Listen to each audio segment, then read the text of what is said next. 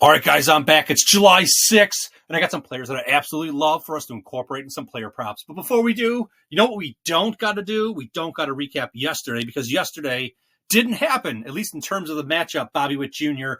and Jurickson Profar, both their pitching matchups were switched after the video was made, okay? All I can do is confirm with multiple sources, and if they all say the same pitcher, and like 99% of the time or whatever, high percentage of the time, it is what it is. Sometimes it can change after the video came out. So those plays were invalidated. Maybe some of you guys played it still. I know some of you guys didn't, are under the impression that I brought forward Bobby Witt Jr. knowingly at a minus 600 to a minus 1,000 odds to record a hit. Again, I produced this video way before the odds come out. Now, maybe by the time it gets edited and uploaded, maybe it comes out late and you're like, well, the odds were out before I saw the video. Well, yeah, okay. It takes time to produce it. So I did not knowingly bring forward Bobby Witt Jr. at insanely high odds. The odds makers thought, wow, he's probably going to get a hit. And what did he do? He doubles on his first at bat. What did he do on his second at bat? He singles. What did he do on his third at bat? I don't know. Let me know. I'm in a remote location. I have no internet. I got to drive around to find it just to produce these videos until I get home, okay? So we'll leave it right there. I got two players I absolutely love. One's a tier one. For all you people are like, where's the tier one? Well, I got one today, okay? And then I got a tier two. So before we get right to them, I'll just go over what we've done on our tier one and tier twos all season. All right, recapping the tier one plays, 117 I suggest on the channel. We hit 97 of them for an 83% hit rate. Let's move on, because I got a tier one, like I said. Let's move on to what we did into tier two, and then I'll get right to the plays. All right, and on our tier two plays, I suggested in the last 213 batters on the channel just to record a hit. We correctly selected 159 of them, missed on only 54 of them for a 75% hit rate. Let's get right to our tier one play for today. All right, first matchup, Jose Ramirez versus Kyle Harrison. Look at Harrison's pitch usage percentage. Oh, he loves that four-seam fastball. He throws it 63% of the time and giving it up at an average 243. Not horrible, but Ramirez, he's elite when it comes to the four-seam fastball. He's crushing it all season long at a 440 rate on the season. The second pitch, 24% of the time, changeup on average, a horrible 286 batting average given up. What does Ramirez do against a changeup? A 450 batting average. Then the third pitch, 13% of the time, an absolutely nasty 364 batting average given up on the slurve. Now, Ramirez has never had one at-bat versus the slurve all season long. But I love this matchup because for Ramirez, he's an elite hitter, okay? He's usually going up against guys that have four pitches. Maybe they'll throw a fifth in, a real small percentage of the time, but it's still there. They have to kind of try to identify what pitches are coming at him. You got three pitches, okay, and two of them comprise of 87% of probably the balls he'll be seeing. It's going to make it that much more easier for an elite hitter like Ramirez to hit these, especially when he's hitting the fastball and the changeup at such a high rate all season long. And, that's going up against pitchers that are throwing 4, 5, 6 balls, and he's accomplishing those numbers right there. Now he's got a lot less on average to contend with. So I absolutely love this opportunity.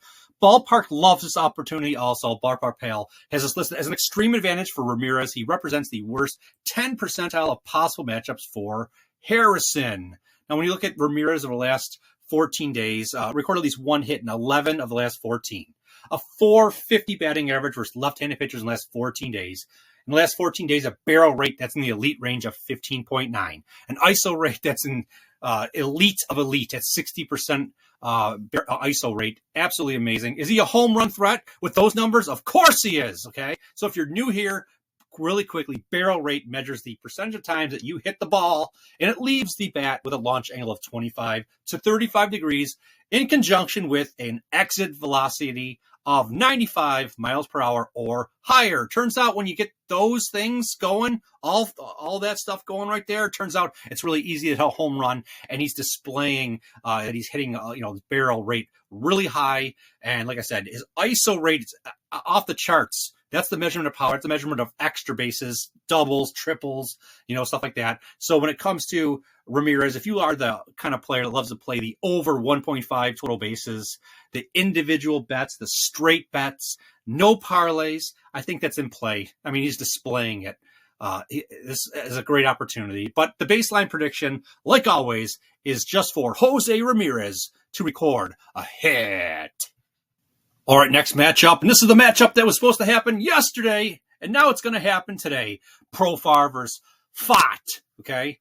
Fott's pitch usage percentage. Oh, he loves the four-seam fastball 41% of the time. Throws it at a, 263 batting average. Profar loves the four-seam fastball. He's crushing it. I would say crushing it. He's solidly hitting it at a 276 rate. Okay, moving on to the next pitch, the changeup, 20% of the time. Oh, a nasty 333 batting average given up by Fott.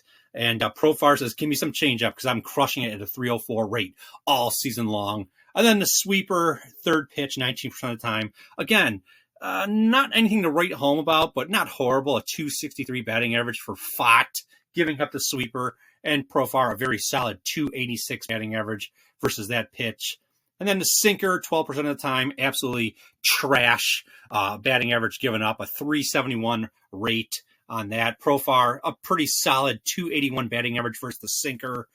And then there's another ball. Oh, you can't just have four of them. I can't fit them on the screen. You got a curveball, 8% of the time. He's giving that up at a 500 batting average. Horrible. I mean, what are you doing, dude? Just concentrate on four. That one's your worst one. Maybe throw it away. I don't know. Ballpark Pal has this listed as an extreme advantage for Profar. He represents the worst 1 percentile of possible matchups for Brandon Fott, okay? Profar's on flipping fire, baby. He's recorded at least one hit in 16 of his last 17 games. A 316 batting average versus right-handed pitchers in the last 14 days. A barrel rate that's low. It's been low all season long. An ISO rate that's low. It's been low all season long. I don't know off the top of my head, it seems like we played Profar as much as any other player, and I don't remember the time that he failed us. I think he failed us one time, and I don't remember. I mean, I can't. There's more than 10 times I think we played him. I don't know. He's been absolutely a superstar for us, and I think he gets the job done again today. A low home run threat, because I told you the barrel rate and ISO rate are just too low to rely on him. He's got low power for extra bases, because the ISO rate right there. So I wouldn't touch him for over 1.5 total bases. I'm not saying he can't do it, but I just think that sticking to the baseline prediction for Profar just to record a hit is the way to go. I'm going to look to parlay Profar with Jose Ramirez. We'll see what happens when the odds come out, because at the time that I'm recording it right now, the odds are not out, okay? So I'm trying to bring you the best opportunities for today to get us, some players that we can put and build some, player props with, parlays, if you will. So there you go. And that's about it. I'm going to leave it right there. I love all you guys, okay? I love all you guys. I love all the interest. I will, at some point, get back to answering the questions, or not the questions, the comments in the comment section when I'm home and I have access to internet, 24/7, okay? And I'm just rambling on here because for all you guys that are loyal and listen for the majority of the video, I have a bonus play. It's Bobby Witt Jr. I didn't make a slide, okay? So the people that want to listen all the way through or what have you, I didn't make a slide for him because I'm only imagining that he probably will be unplayable again with some high odds. But for some reason, if he's not, there you go. My third play, that's a tier 2 play. I don't have a slide, like I said. Reward you guys. Not that I'm going to do this all the time, but I kind of just feel like I just want to do it today. That, anybody that's just skimming through and just looking at the slide and stuff like that, they're not going to know. But Bobby Witt Jr. is the third play today, tier 2. Let's get it done. Absolutely love all you guys, man. And we'll leave it right there. I'll just talk to you guys tomorrow.